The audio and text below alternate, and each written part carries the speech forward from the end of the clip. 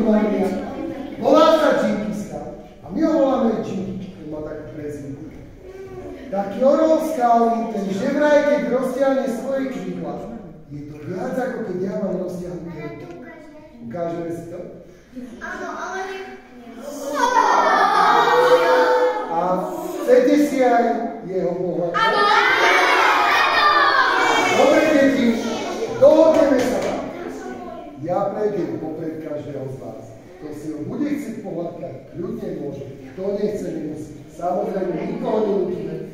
Ale nás Džingi, on je práve chamuskář, on má veľmi rád hladkanie. A aby som ja vám to dokázal, pani učiteľky si ho pohľadkajú ako prvé. Ja